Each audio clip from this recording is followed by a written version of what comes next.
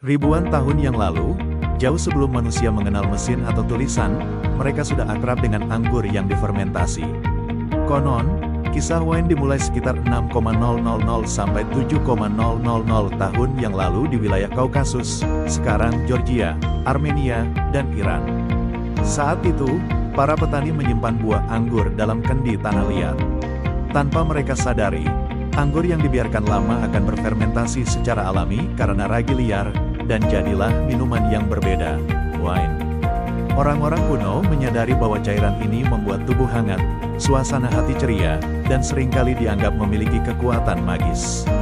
Maka wine tak hanya jadi minuman, tapi juga bagian dari ritual keagamaan dan persembahan bagi para dewa.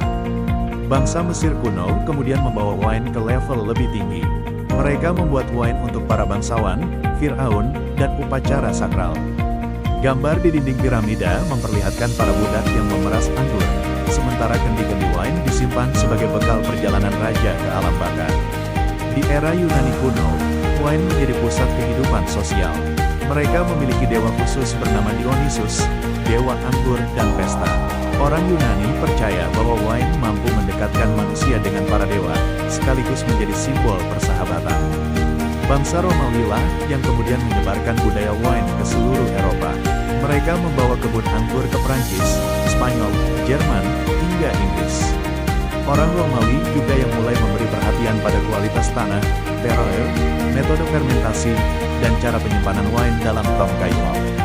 Dari sinilah, lahir tradisi pembuatan wine yang lebih halus dan terstruktur. Seiring berjalannya waktu, wine menjadi simbol kemewahan, budaya, dan perayaan.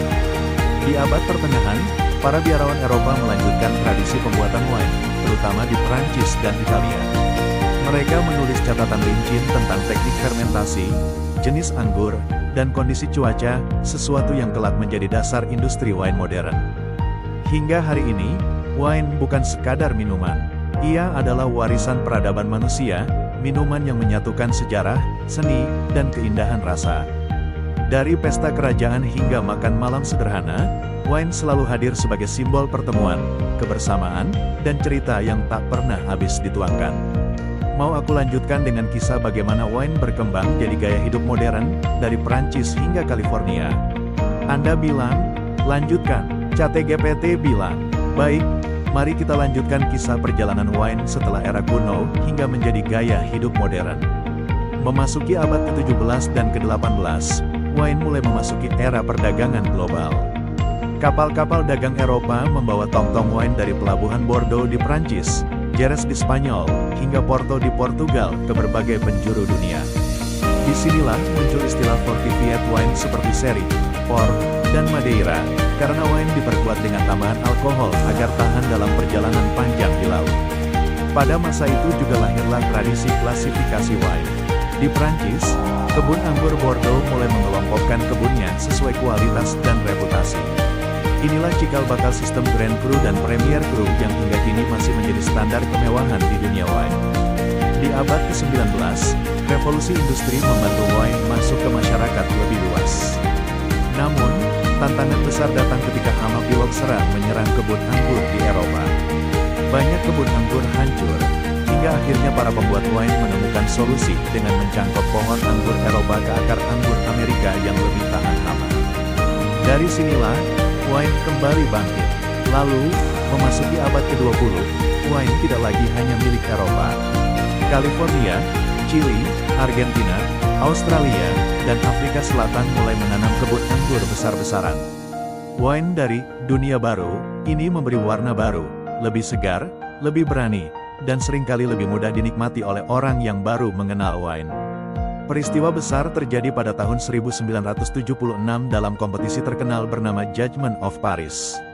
Saat itu, wine dari California mengalahkan wine Prancis dalam uji rasa buta oleh para ahli.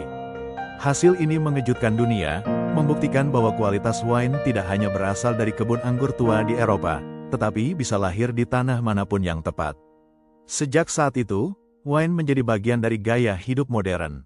Di restoran mewah, wine pairing menjadi seni, memilih jenis wine yang sesuai dengan hidangan untuk menciptakan harmoni rasa.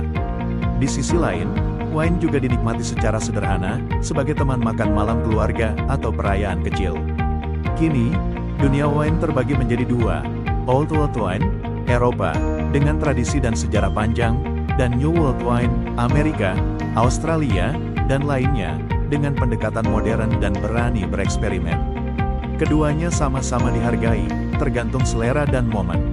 Lebih dari sekadar minuman beralkohol, wine adalah cerita dalam setiap botol, tentang tanah tempat anggur tumbuh, tentang cuaca tahun itu, dan tentang tangan pembuatnya yang penuh dedikasi.